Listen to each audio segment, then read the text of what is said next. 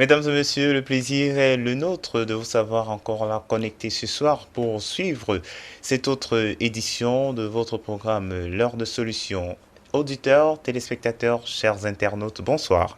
L'heure de solution, c'est ce programme où on parle des sujets des faits de société, autour des questions, autour des interrogations vécues au quotidien. Que dire, que faire, comment comprendre? Autant de questions qu'on se pose face à certaines situations. Alors vous retrouverez l'heure de solution 2 fois la semaine, le lundi et mercredi, à partir de 20h30. Et les rediffusions, vous les retrouverez le mardi 18h20, le samedi 12h30, 20h30 et le dimanche 9h, 21h. Et encore ce soir, avec un très grand plaisir, nous allons recevoir sur ce plateau de Solution TV l'homme de Dieu, le serviteur de Dieu, l'apôtre Samuel Tate. Bonsoir, apôtre Samuel. Bonsoir Franck Eddy. Mesdames, Messieurs, nous sommes là avec allégresse, n'est-ce pas, pour vous servir dans le cadre de ce programme, l'heure de solution. Merci d'être là. Tout à fait. Merci pour votre fidélité aux médias Solutions. Et encore, vous connaissez ce test tiré de Jean 8, verset 32, qui nous exhorte donc à connaître la vérité, car c'est cette vérité-là qui nous affranchira, c'est cette vérité qui nous rendra libres. Et ce soir, au travers donc des différents courriers qui seront encore traités, bien sûr, par la lumière de la parole de Dieu, nous serons encore une fois de plus édifiés. Vous également qui nous suivez à l'instance, vous qui nous écoutez à partir de Radio Solutions, qui nous suivez à partir de Solutions TV ou alors sur Facebook ou Internet. Si vous avez également des requêtes, si vous avez également des préoccupations, vous pouvez les faire parvenir au numéro 672 05 01 01. C'est bien un numéro WhatsApp ou vous utilisez l'autre ligne, le 696 04 98 12. Vous avez également une adresse email solution@compassionglobal.org. Et si à partir de votre tablette, à partir de votre smartphone, vous voulez également suivre les programmes de Solution TV et être connecté, c'est possible. Vous entrez simplement le lien solutiontv@compassionglobal.org et vous serez connecté sur Solution TV. Voilà donc les contacts de cette émission, l'heure de solution que vous pouvez utiliser, participer et faire parvenir vos différentes préoccupations. Nous allons donc aller avec le traitement de dépouillement des courriers reçus ce soir, bien sûr, si l'homme de Dieu le permet. D'accord. Nous allons prendre le premier courrier de ce soir. Bonsoir, homme de Dieu. Comment prier pour avoir le discernement? Comment prier pour avoir le discernement? Moi, je parlais de la prière de façon générale. Comment prier? Comment s'adresser à Dieu? Parce que là, il s'agit d'une relation. Qui prie? Qui s'adresse à Dieu? Vous savez, dans le livre de Jacques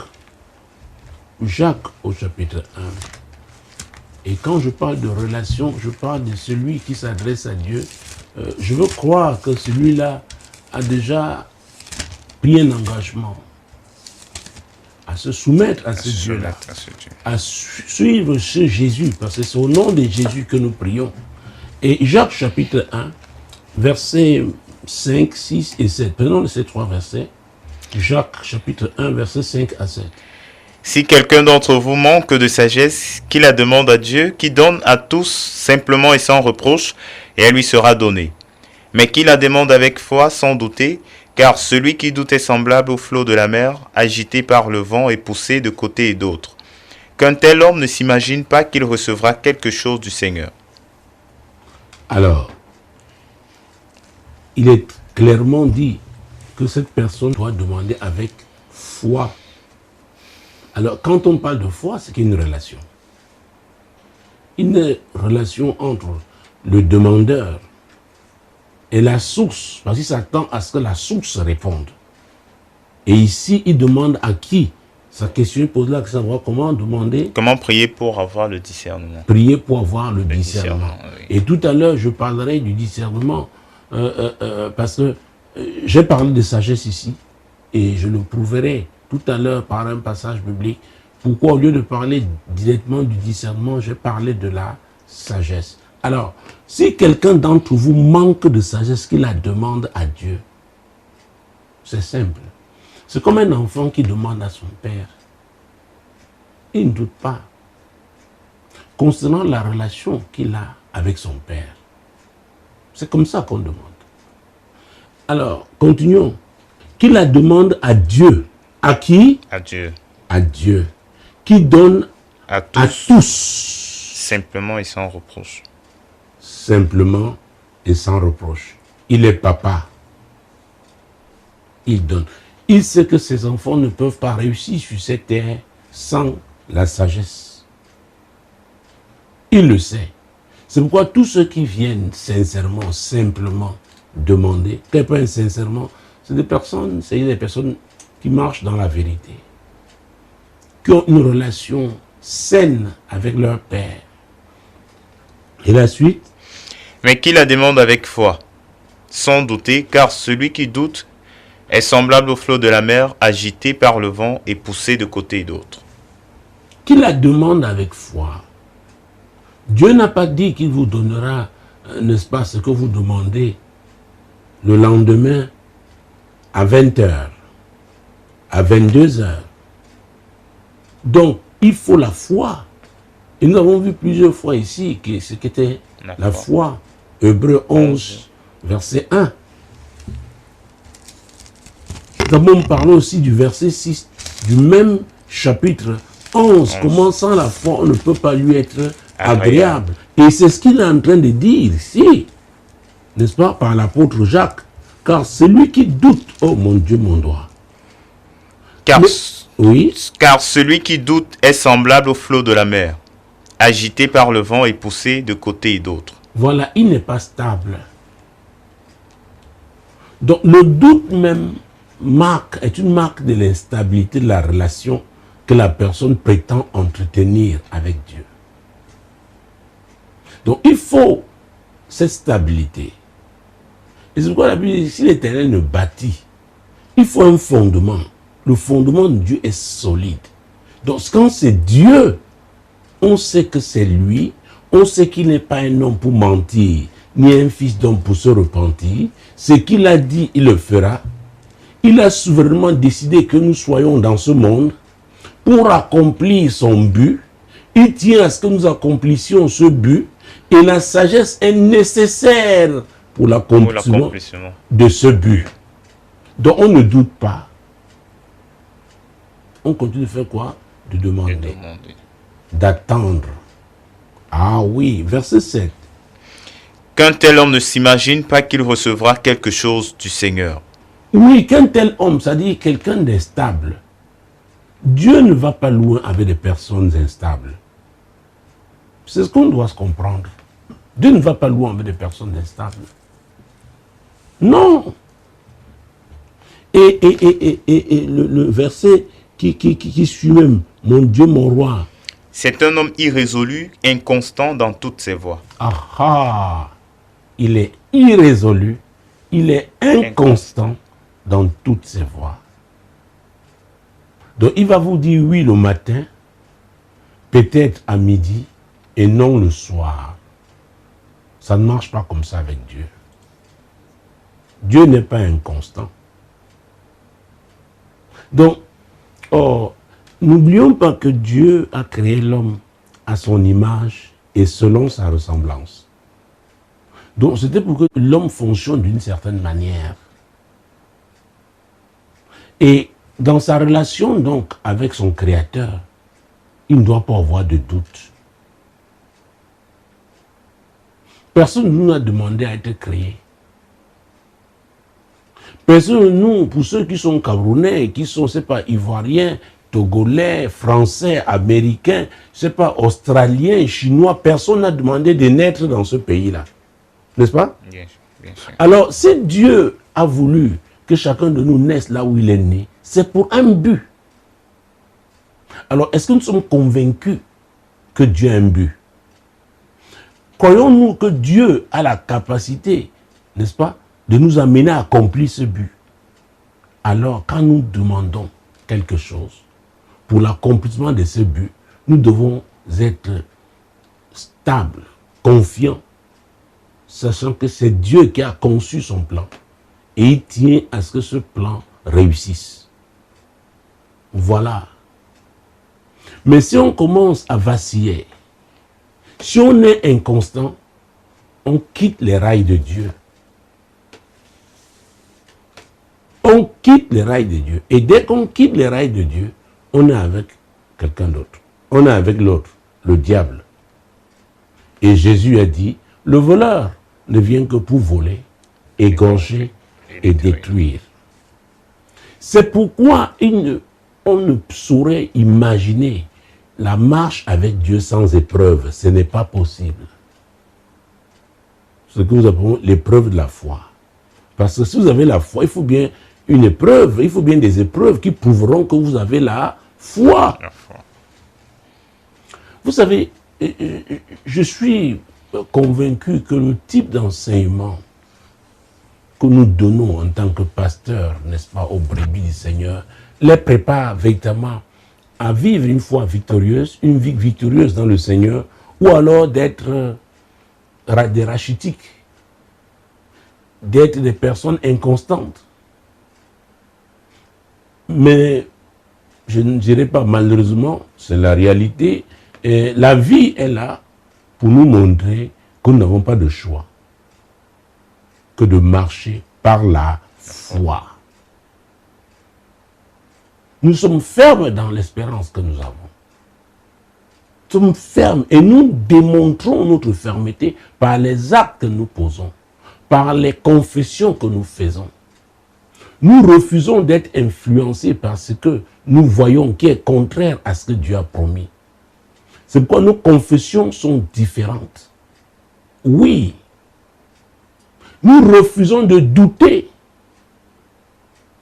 Ce que Dieu a dit, ce qu'il a écrit, ce qui est écrit, inspiré de lui, nous croyons ferme. Il peut avoir un certain temps qui peut s'écouler. Mais comme Habakkuk, nous savons que Dieu a parlé. Nous avons écrit la prophétie. Nous l'avons même gravée. Nous savons qu'elle va vers son accomplissement. Si elle tarde, la foi nous permet d'attendre son accomplissement. C'est très important. C'est pourquoi j'ai dit en cette saison, les chrétiens quachecor, les chrétiens popcorn, les chrétiens fast-food, c'est-à-dire tout c'est rapide. Ils veulent seulement ce qui est déjà fait. Non. L'épreuve de la foi, là, les épreuves de la foi nous concernent tous. Que vous soyez apôtre, prophète, évangéliste, pasteur, docteur, c'est pas, diacre, ancien d'église, etc. Évêque, archevêque, il y a beaucoup de titres. Aussi longtemps qu'il s'agit de la foi, il y aura des épreuves. Et vous allez démontrer votre foi, on va la voir. C'est pourquoi l'apôtre Jacques encore, d'ailleurs, c'est au chapitre 2, où il parle, n'est-ce pas, de la foi sans œuvre qui est comment? Morte. Alors, maintenant, pourquoi celle qui nous a écrit nous parle de sagesse, nous parle de discernement, et moi, je l'ai conduit, n'est-ce pas, vers la sagesse, tout simplement parce que dans le livre de Proverbes en son chapitre 8, et c'est très important, mesdames, c'est très important, messieurs. Proverbes chapitre 8. Nous allons prendre 2 versets. Il s'agira des versets 11 et 12 de ce livre-là. Proverbes chapitre 8, versets 11 et 12. Car la sagesse vaut mieux que les perles. Elle a plus de valeur que tous les objets de prix. Moi, la sagesse, j'ai pour demeure le discernement, et je possède la science de la réflexion.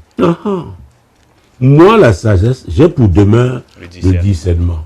Alors, celui ou celle qui nous a écrit, nous demandait comment prier pour avoir le discernement. Le discernement, quand on parle de discernement, on parle de la sagesse. Pourquoi directement je parlais de sagesse? Parce que la sagesse a pour siège le discernement. L'aptitude à distinguer entre ce qui est bien de ce qui est mal. Ça permet de prendre des décisions. Qu'est-ce qui est vrai, qu'est-ce qui est faux? D'accord? Donc, je vous tenais à m'expliquer. Mais revenons donc à Jacques. Tout à l'heure, nous étions à Jacques. Nous avons pris le premier chapitre. J'ai juste cité quelques versets du deuxième. Prenons le 4e chapitre. Et nous verrons pourquoi on peut ne pas recevoir? Nous sommes au verset 3 de Jacques chapitre 4. Vous demandez et vous ne recevez pas, parce que vous demandez mal dans le but de satisfaire vos passions. Ah, dans le but de satisfaire vos passions. C'est pourquoi plus haut, j'ai parlé de l'accomplissement de la volonté de Dieu. Si c'est pour l'accomplissement des desseins de l'Éternel, gloire à Dieu. Maintenant, si c'est pour satisfaire nos passions, alors Dieu n'est pas dedans. Je pense que je suis en train de répondre à cette question. Bien sûr, Dieu n'est pas dedans. Donc, à chaque fois qu'on demande, pas seulement le discernement, chaque fois qu'on formule une demande, on devrait se poser la question de savoir, est-ce que c'est pour la gloire de Dieu? Est-ce que Dieu est glorifié dans cette demande? Est-ce que ce n'est pas pour notre ego? Est-ce que ce n'est pas pour satisfaire, n'est-ce pas, nos passions? Et cette fois-là, on comprendra que même si on persévère, les motifs n'étant pas bons, n'est-ce pas, Dieu ne répondra pas. Donc, nous, il nous faut de bons motifs. Ça va? Tout à fait. Très bien. Voilà ce que je pouvais dire par rapport à ce courrier. Et si je pouvais ajouter quelque chose, ce serait bien l'évangile des Jean, son chapitre 16, versets 12 et 13. J'ai encore beaucoup de choses à vous dire, mais vous ne pouvez pas les porter maintenant. Quand le consolateur sera venu, l'Esprit de vérité, il vous conduira dans toute la vérité. Car il ne parlera pas de lui-même, mais il dira tout ce qu'il aura entendu et il vous annoncera les choses à venir. Voilà. Il vous conduira dans toute la vérité. C'est pourquoi tout chrétien doit être conduit par l'Esprit de vérité. Et parce que l'Esprit de vérité ne peut pas vous pousser à demander des choses, n'est-ce pas, pour satisfaire vos passions. Non. La Bible déclare qu'il sonde même les profondeurs de Dieu. Donc, quand vous vous laissez conduire par l'Esprit de Dieu, ce qui est sûr, c'est dans le plan de Dieu que vous évoluez. C'est conformément à ce plan-là. Et vous réussirez. Donc, de façon générale, toute demande doit être inspirée de qui? Du Saint-Esprit. Gloire à Dieu. Amen. Voilà donc pour le premier courrier, voilà les éléments de réponse de cet auditeur ou alors de ce téléspectateur qui nous a écrit pour avoir des réponses. Nous allons poursuivre et cette fois-ci on va prendre notre courrier que nous avons reçu. Oui, il dit, le deuxième courrier. Bonsoir homme de Dieu. Comment reconnaître que le Saint-Esprit agit en vous? Quand je fais des prières à quelqu'un, je sursaute et j'ai des images qui passent sous mes yeux. Je parle aux gens qui me disent après que tout ce que je dis est vrai. Vous savez, il y a des niveaux dans la foi. Et je peux le dire parce que quand vous rencontrez le Seigneur, vous commencez comme un bébé, vous évoluez. Il y a des choses qui nous excitent. Nous voulons voir la puissance de Dieu se manifester. Mais à un moment donné, n'est-ce pas, parce qu'on grandit, on s'intéresse aux choses profondes. Et chaque fois que les gens veulent me pousser à parler des manifestations de l'Esprit de Dieu, de la puissance du Saint-Esprit, j'insiste toujours sur une chose, le caractère. Le caractère. Ah oui. Vous savez, c'est dans Luc chapitre 10, hein? Oui, prenons ça. Luc chapitre 10, verset 19. Ah ouais, oui. Prenons ce passage. Luc chapitre 10, verset 19. Voici, je vous ai donné le pouvoir de marcher sur les serpents et les scorpions, et sur toute la puissance de l'ennemi, et rien ne pourra vous nuire. Ah, le Seigneur avait envoyé les 70 disciples, et ils étaient, et vous allez voir, ils vont revenir. Alors, verset 20. Cependant, ne vous réjouissez pas de ce que les esprits vous sont soumis, mais réjouissez-vous de ce que vos noms sont écrits dans les cieux. Oh, c'est Jésus qui leur parlait. Il les avait envoyés, ils sont revenus avec un rapport extraordinaire, fabuleux, ils étaient contents. Les esprits leur étaient soumis, mais Jésus leur a dit attention. Le plus important, c'est que vos noms se retrouvent, n'est-ce pas? Où? Dans les cieux, écrit dans les cieux. Écrit où? Dans les cieux. Ah, mon Dieu, mon Dieu, mon Dieu. Donc, on peut déployer, on peut être puissamment utilisé par Dieu sur cette terre et rater le ciel. Et c'est pourquoi, dans le milieu des églises de réveil, je pense que nous devons revenir sur les enseignements basiques. Parce que nous avons vu la puissance de Dieu se manifester à une dimension vraiment inédite, et elle va continuer de se manifester. Mais les gens devront faire attention avec le caractère, parce que c'est le caractère qui porte l'onction. J'ai l'habitude de dire que l'onction sans le caractère, c'est la catastrophe. Parce que l'onction va provoquer la manifestation des prouesses, des exploits. Les gens seront étonnés, les gens seront attirés. Et parmi ces gens-là, vous savez, j'ai l'habitude de dire que Dieu utilise beaucoup le monde animal pour parler, s'adresser aux hommes. Et il y a des hommes crocodiles. Et vous connaissez comment est la morsure du crocodile. Il y a des hommes éléphants. Un éléphant, s'il place seulement sa patte sur vous, considérant son poids. Donc, l'onction peut attirer toutes ces personnes-là à l'église. Mais maintenant, il faudra les gérer. Avez-vous le caractère nécessaire pour gérer ce type de personnes? Parmi ces personnes, il peut y avoir des gens qui ont beaucoup d'argent. Vous êtes-vous laissé former pour pouvoir gérer les pressions attachées à l'argent? Nous devons faire très attention. Il y aura de belles femmes qui arriveront. Vous savez, j'ai parlé une fois ici de la trinité satanique. L'argent, l'orgueil et le sexe. Et parfois, les gens qui croient vous aimer vont vous aduler, et à un moment donné, vous pouvez croire être un petit Dieu. Et quand vous le faites, votre chute est programmée.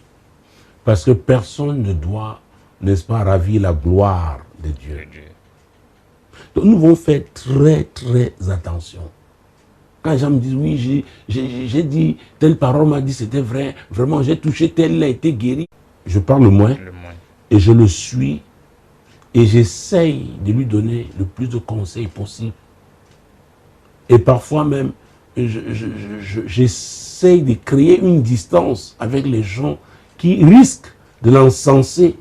Mais cette fois-là, ce sera pour le détruire, sans le savoir. Donc le caractère est très important. Jésus a dit, c'est bien, vous êtes revenus, les démons vous ont soumis. Rassurez-vous que vos noms soient inscrits dans les cieux. Et c'est pourquoi c'est Jésus encore qui a dit, beaucoup viendront, j'ai prophétisé en ton nom, j'ai guéri les malades en ton nom. Il va leur dire, ouvrez l'iniquité, je ne vous ai jamais connu. Vous avez reçu l'onction, c'est vrai, mais le caractère n'a pas été là.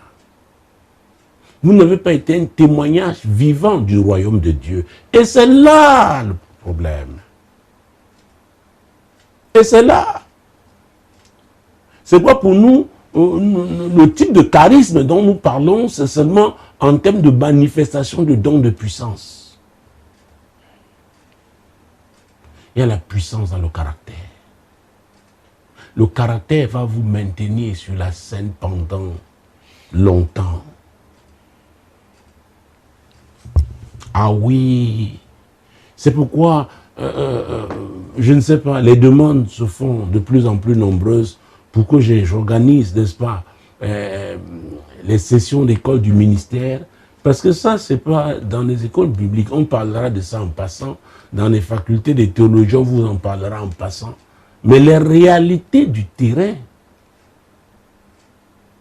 il y a des endroits dans ce monde où on vous donne des offrandes, ce sont des pierres de diamant. Est-ce que vous avez appris à gérer ce type d'offrande? Ah oui. Et pas n'importe quel diamant, parce qu'il y a des catégories. Donc, quand on me dit, vraiment, je prie à telle chose, je dis, c'est bien, mais il y a mieux. Il y a mieux. Il y a mieux. C'est pourquoi on a besoin de l'expérience des aînés. Des aînés. Des aînés qui ont eu affaire à d'autres arènes. Des aînés qui ont rencontré des personnalités. Des aînés qui ont rencontré des requins. Il y a des hommes qui sont des requins, il y a des femmes qui sont des requins. Comme j'ai dit tout à l'heure, il y a des hommes qui sont des crocodiles.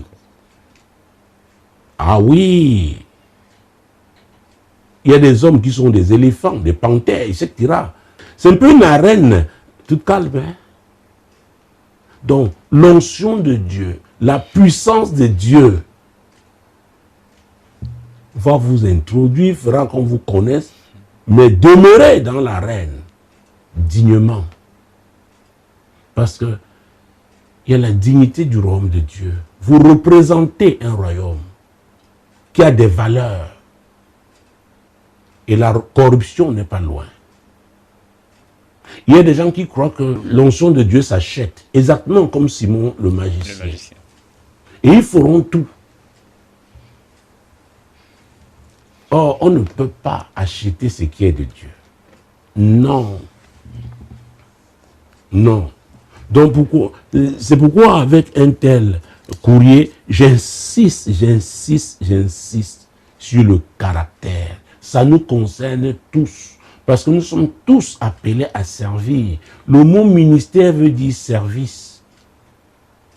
Donc, que vous soyez médecin, que vous soyez, je ne sais pas, journaliste, que vous soyez enseignant, c'est Dieu qui vous a appelé à servir dans ce couloir-là.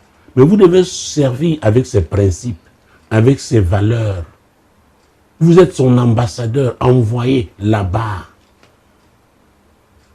Et vous comprenez que le caractère est incontournable. Le caractère est incontournable. Surtout quand vous serez appelé à gérer un budget. Oh mon Dieu. J'ai parlé de mauvais rapports. Je pense que c'était quand il y a eu, je crois, 2-3 émissions, je parlais des mauvais rapports avec l'argent. Ne savez-vous pas que Judas était le trésorier de Jésus? Mais Judas, personne n'a intercédé pour lui. La fin de Judas était dans la désolation. C'est pourquoi, quand on parle de ce ministère, notamment sur les délivrances, Jésus a donné un enseignement qui est capital dans Matthieu chapitre 12, verset 43 à 46. Nous, prédicateurs, nous récitons ces passages bibliques, mais nous oublions qu'ils s'appliquent à nous-mêmes, qu'ils nous concernent d'abord nous. Et quand on néglige ce que Jésus a dit là, les conséquences peuvent être néfastes. Alors nous sommes dans Matthieu chapitre 12, verset 43 à 45. Lorsque l'esprit impur est sorti d'un homme, il va par des lieux arides, cherchant du repos, et il n'en trouve point. Alors il dit, je retournerai dans ma maison d'où je suis sorti, et quand il arrive, il la trouve vide, balayée, ornée. Il s'en va, et il prend avec lui 7 autres esprits plus méchants que lui. Ils entrent dans la maison, s'y établissent, et la dernière condition de cet homme est pire que la première. Il en sera de même pour cette génération méchante. Voilà.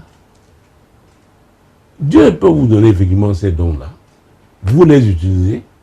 Et vous avez affaire aux gens qui ne sont pas sérieux. Ils peuvent même venir s'asseoir à l'église, devenir les premiers anciens à l'église. Les esprits que vous avez chassés là sont partis, mais ils reviendront. Ils ne reviendront pas seuls. Ils reviendront chacun avec 7 esprits plus méchants. C'est-à-dire, vous-même le prédicateur, vous avez des problèmes. Ah oui. C'est pourquoi, quand vous étudiez l'église de Corinthe, c'est l'église où les dons spirituels se manifestaient. C'est là-bas que Paul a enseigné sur les dons spirituels. Mais c'était une église bizarre. Prenons un Corinthien. C'est pourquoi il ne faut pas être impressionné par les dons. Ce sont les jeunes qui sont très impressionnés par les dons. Mais nous recherchons la vie. La vie. C'est très important. Oui. 1 Corinthiens chapitre 3. Les dons spirituels se manifestaient à Corinthe. Mais, oh mon Dieu, 1 Corinthiens chapitre 3, prenons verset 2 à 4 même.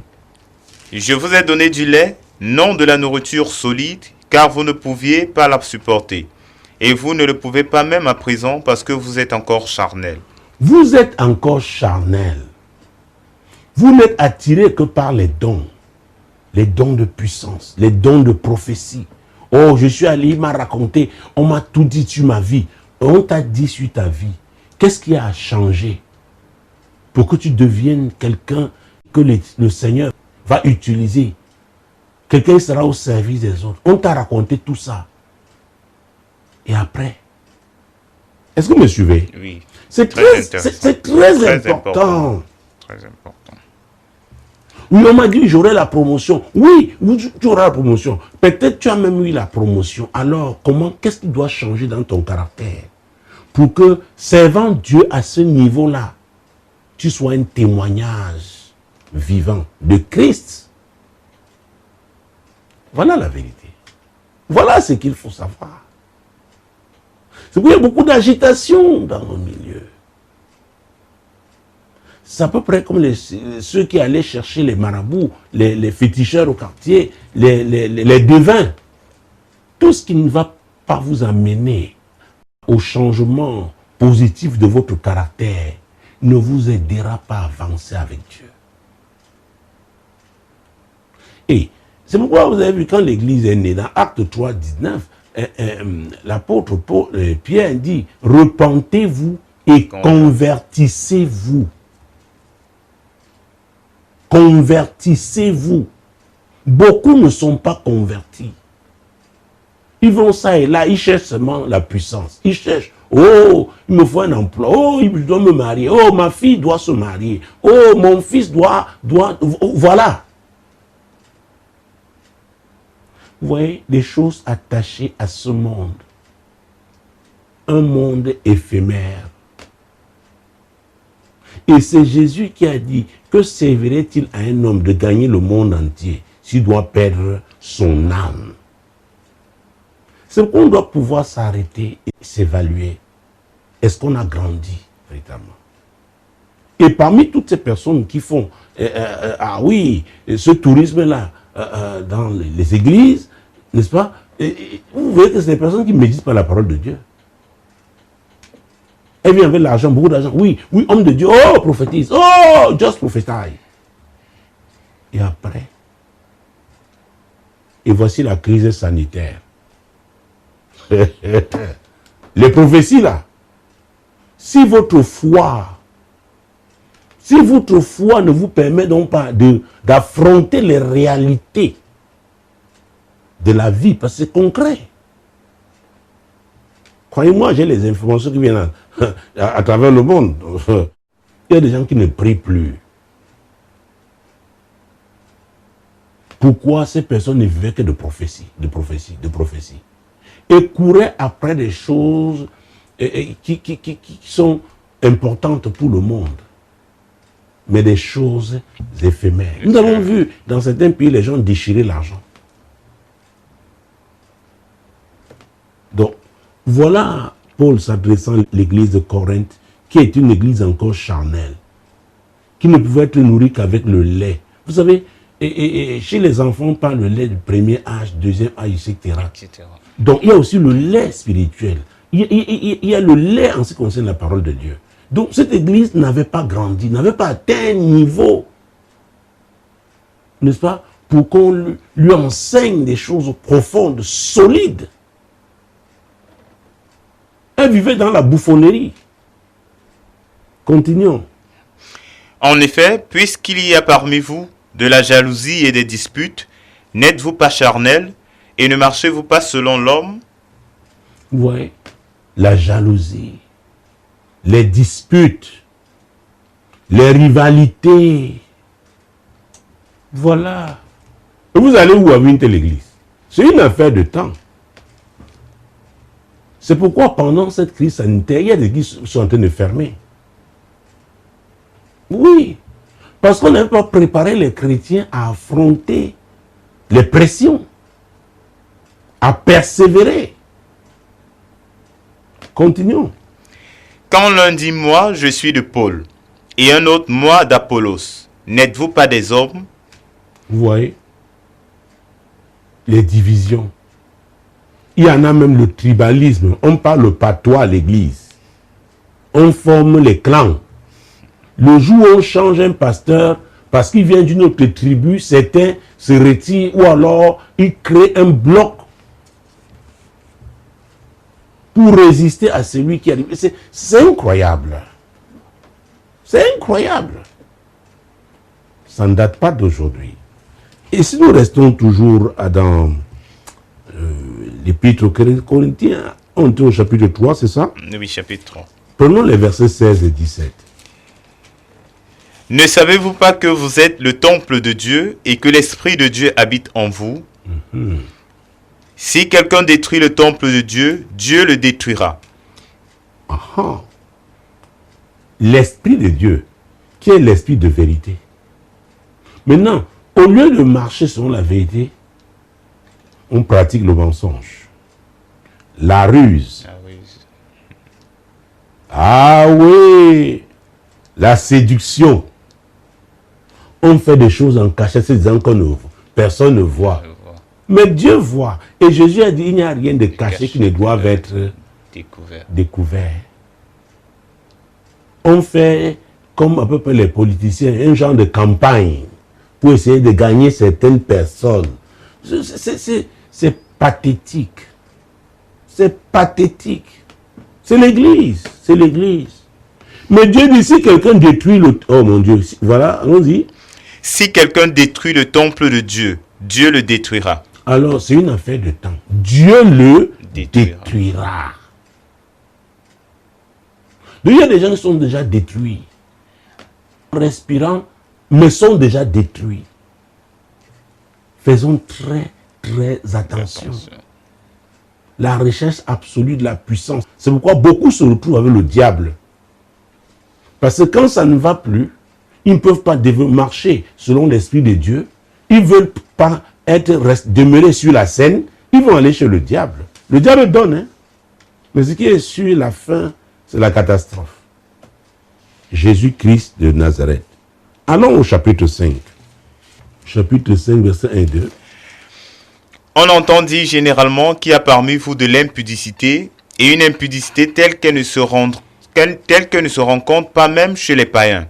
C'est au point que l'un de vous a la femme de son frère, de son père, pardon. Oui, c'est à l'église. L'apôtre Paul dit, je suis où? Et ces choses ont été écrites. Il y en a qui disent, non, vraiment, pourquoi on dit telle chose? Fallait cacher. Et pourquoi? On doit dire la vérité aux gens. Il y a la souillure à l'église. C'est pourquoi quand on décide d'aller à l'église, on doit savoir ce qu'on veut. Donc, éviter la souillure, éviter les mauvaises compagnies, éviter les clans, les divisions et autres, le tribalisme, mais choisir la vérité. C'est un choix. On doit le dire aux gens. Et quand on fait ce choix-là, on constitue donc un groupe qui a choisi Jésus et qui veut voir la gloire de Dieu se manifester. Et Dieu travaille avec un grand nombre comme avec un petit nombre. Il faut des gens engagés. Et la puissance de Dieu alors va se manifester. L'amour de Dieu se manifestera. La restauration aura lieu.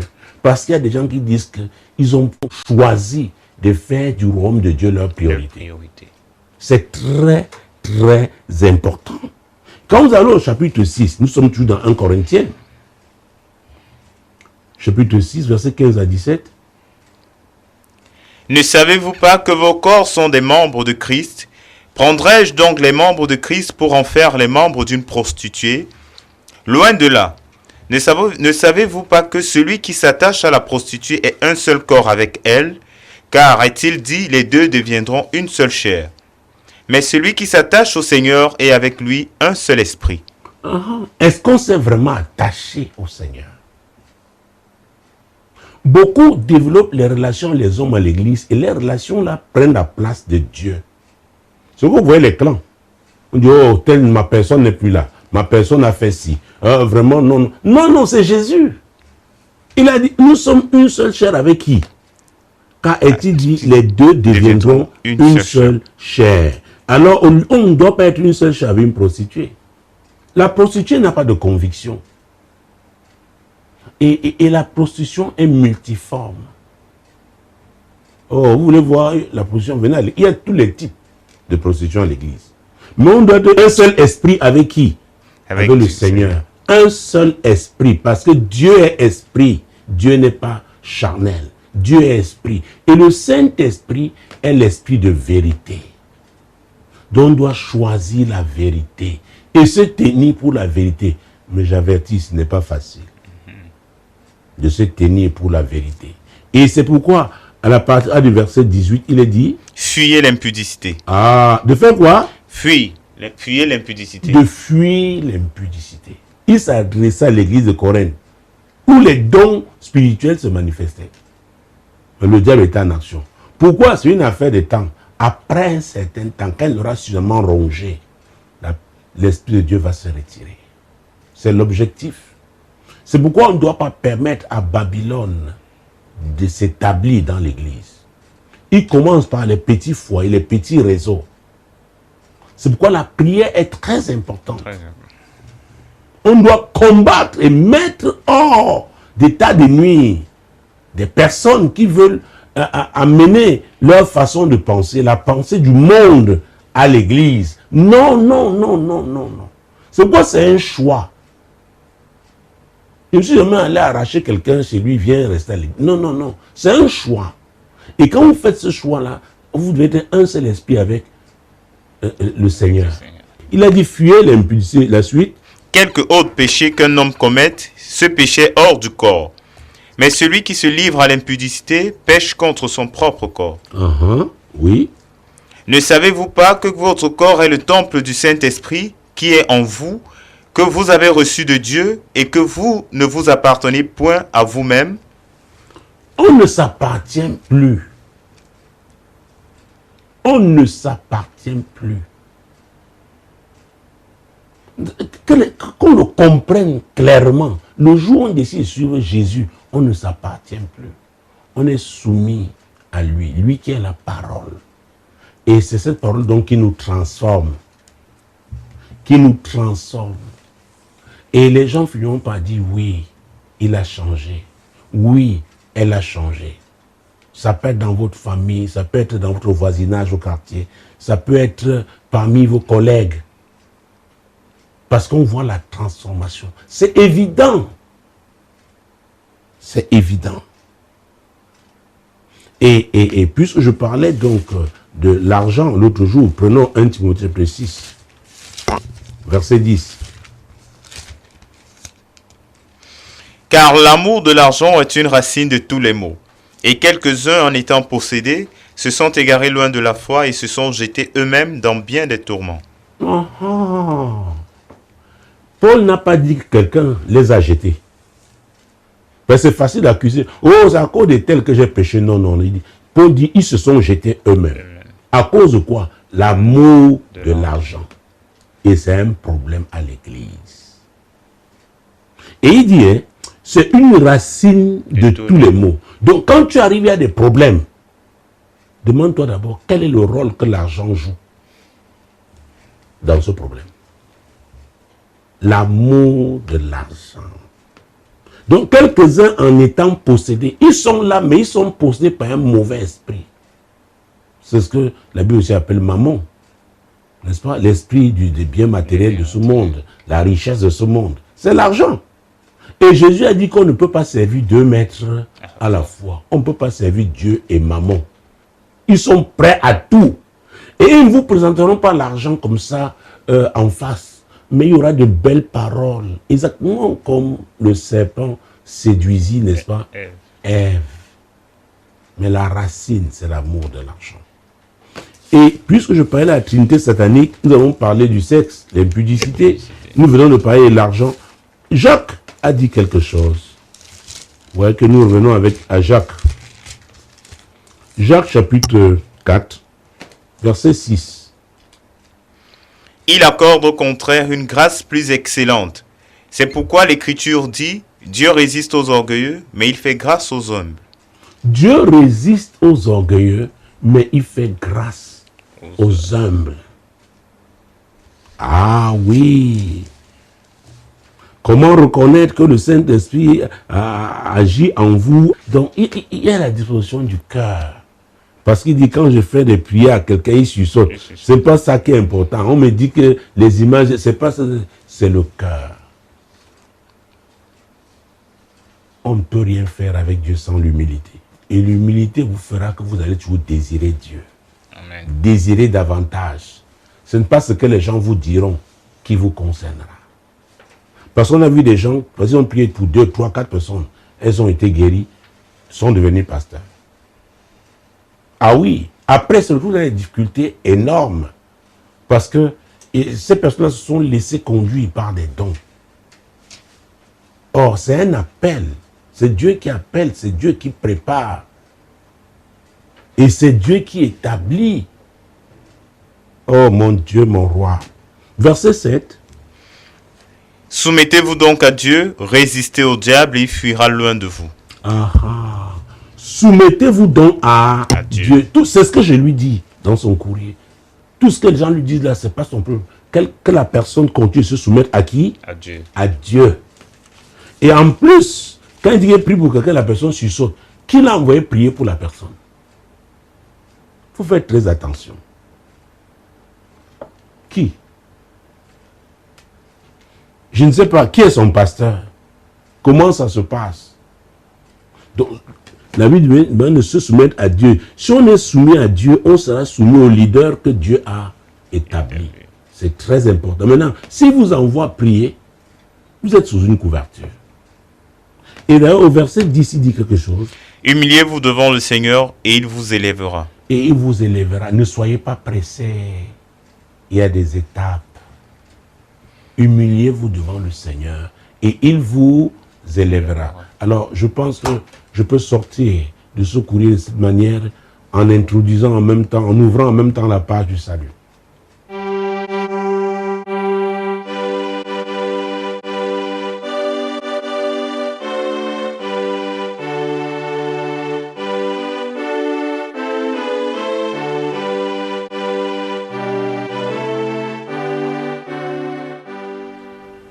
Et s'il y a un dernier courrier, on peut le prendre rapidement. Tout à fait, nous allons donc prendre un autre courrier. Cette édition est spéciale, cette édition de l'heure de solution est spéciale. Beaucoup de vérités nous sont dites ce soir. Nous allons prendre le troisième courrier. Le courrier, il dit « Bonsoir, pasteur. Je réside au Togo. Certes, le péché se pardonne suite à une prière de repentance efficace. Je voudrais savoir si seul ce péché est pardonné ou les conséquences qui devaient suivre sont aussi annulées. Aidez-moi, s'il vous plaît. » Oui, c'est une question importante. Hein. Et j'anime une série dans l'émission Tu dois comprendre, intitulée La loi, la semence et de la moisson. Galates chapitre 6, verset 7. Peut-être lisons directement. Galates chapitre 6, verset 7. Comme nous n'avons plus assez de temps, nous allons sortir de cette émission par ce courrier. Ne vous y trompez pas. On ne se moque pas de Dieu. Ce qu'un homme aura semé, il le moissonnera aussi. Très bien. Je suis d'accord. Et en tant qu'intercesseur, j'enseigne sur la repentance. J'enseigne sur la nécessité de se repentir. Dieu pardonne. Dieu pardonne. Et je dois vous dire, Dieu pardonne même facilement. Les hommes pardonnent difficilement. Mais c'est mieux d'avoir traité avec Dieu. Si les hommes ne vous pardonnent pas, c'est leur affaire. Mais seulement, il y a ce qu'on appelle les fruits du péché. Imaginez-vous une femme qui a eu dans sa vie passée à faire 3 enfants, par exemple. Est-ce que vous croyez que le jour où elle donne sa vie à Jésus, Dieu va tuer les 3 enfants? Non, pas du tout. Vous croyez que les enfants là ne devront pas être nourris? Bien sûr. D'accord? Tout à Donc, fait. elle devra assumer, affronter. Nous connaissons l'histoire de la femme samaritaine qui a eu 5 maris. Alors, si elle avait eu un seul enfant avec chaque mari, elle aurait 5 enfants. Et il y avait déjà un 6e homme qui était là. Et c'est elle qui est allée alerter la ville parce qu'elle avait été touchée particulièrement par le ministère de Jésus. Vous croyez qu'après, elle n'est pas fait face à son passé? Donc, je dois vous dire la vérité. Et c'est pourquoi nous devons savoir que la parole de Dieu, quand dans l'évangile de Jean chapitre 12, Jean chapitre 12, verset 24. En vérité, je vous le dis, Si le grain de blé qui est tombé en terre ne meurt, il reste seul. Mais s'il meurt, il porte beaucoup de fruits. Quand on parle de mort, ne voyez pas la mort physique de quelqu'un. Mais voyez le brisement. Parce qu'il y a un type de transformation qui s'opère dans la vie de quelqu'un par le brisement. Si vous étiez toujours habitué à être aux premières loges, pendant que Dieu maintenant travaille dans votre vie, vous passez comme un anonyme, on ne vous connaît pas, on ne vous voit pas. Vous acceptez ça parce que c'est Dieu qui est en train de travailler. Il est en train de travailler. Et chaque fois que Dieu travaille, qu'on soit convaincu que quand il va présenter le produit fini, et ce produit fini, n'est-ce pas, va manifester la gloire de Dieu. D'accord? Donc Dieu pardonne les péchés, mais on doit affronter les conséquences du péché. Mais la grâce de Dieu dont elle est là, pour nous aider à affronter les conséquences de ce péché-là, on n'a pas à se justifier parce qu'on sait que c'est Dieu qui est en train de travailler. Que ce soit clair. Je crois avoir répondu à sa question. Oui. Mesdames, Messieurs, je suis convaincu que celui qui a écrit du Togo n'est pas le seul dans cette situation. Moi-même aujourd'hui, je fais face aux conséquences des actes que j'ai posés il y a, n'est-ce pas, des dizaines d'années. C'est comme ça avec Dieu. Mais la grâce de Dieu est là pour nous aider. C'est pourquoi, quelle que soit la situation dans laquelle vous vous trouvez aujourd'hui, parce qu'il y a des gens qui disent, oui, si je donne ma vie à Jésus, qu'est-ce que je ferai alors de tous les dégâts que j'ai causés dans le passé? Ça ne doit pas être votre problème. Faites confiance à Dieu. Il est papa, il est amour. Écoutez, vos dégâts du passé, votre vie du passé là peut devenir votre message demain. Parce que vous vous serez laissé, vous vous serez abandonné au Seigneur pour qu'il vous transforme et qu'il prouve qu'avec lui, rien n'est impossible. Ah oui, mais tout commence par un engagement. L'engagement à le suivre. Il faudrait que vous soyez convaincus dans votre cœur que Jésus là, il est le chemin, la vérité et la vie. Et que nul ne peut aller au Père que par lui. C'est cette conviction dans votre cœur que vous allez donc exprimer par vos paroles. Et c'est pourquoi il m'arrive à la fin de l'émission, vous donne l'occasion d'exprimer, n'est-ce pas, votre engagement. Et ce sera le cas encore ce soir. Si vous croyez effectivement que Jésus est le seul médiateur entre Dieu et les hommes, et que c'est avec lui seul que vous pourrez être sauvés, alors répétez ces quelques paroles avec moi. Seigneur Jésus, je crois que tu es le Sauveur. Je reconnais aussi que je suis un pécheur et je regrette d'avoir péché. Je te demande pardon ce soir. Je m'engage à te suivre. Aide-moi, Seigneur. Voilà, c'est tout. Amen. Alors il va vous tenir par la main et c'est un nouveau départ. Mais demeurez avec lui. Soyez soumis à lui. Et vous pourrez donc prier. Il a dit que tout ce que vous demanderez à son nom, c'est dans la Bible, dans Jean 14. C'est ce qu'il a dit, tout ce que vous demanderez à son nom, il le fera. Alors, voici venu le moment, certainement, c'est véritablement la fin, de demander à Dieu ce que vous voulez qu'il fasse dans votre vie.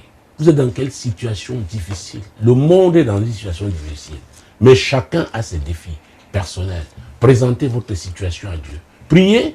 Et moi, je ferai des déclarations de foi sur la base de sa parole en tant que son serviteur. Seigneur, tu es fidèle. Nos auditeurs, nos téléspectateurs, les internautes qui nous suivent, Seigneur, sont en train de crier à toi par rapport à leurs problèmes. Jésus, tu es le même hier, aujourd'hui et éternellement. C'est en ton nom qu'ils prient au nom de Jésus. Seigneur, il y en a qui crient à toi pour la guérison. Je proclame leur guérison au nom de Jésus. Il y en a qui crient à toi pour la paix. Seigneur, je proclame qu'ils reçoivent la paix en ton nom au nom de Jésus. Il y en a qui recherchent l'orientation. Je déclare que tu les orientes au nom de Jésus. Saint-Esprit, c'est toi le conducteur. Tu es l'esprit de vérité. Tu sondes tout, même les profondeurs de Dieu. Conduis chacun vers la source de son problème. Il y a des choses cachées qui entretiennent la souffrance dans la vie de cet homme, de cette femme. Expose, Seigneur, ces choses-là Au nom puissant de Jésus, je déclare que la puissance du Saint-Esprit se manifeste et vous touche là où vous êtes. Vous recevez votre miracle, vous recevez votre guérison. Jésus vous touche. Mesdames, Messieurs, continuez de prier alors que nous sommes arrivés à la fin de cette émission. Demeurez bénis. Shalom. Quand il descend, oui, tout s'arrête. Il y a transfert entre ciel et terre. Quand il descend, l'atmosphère change. Il y a transfert entre ciel. Quand il descend,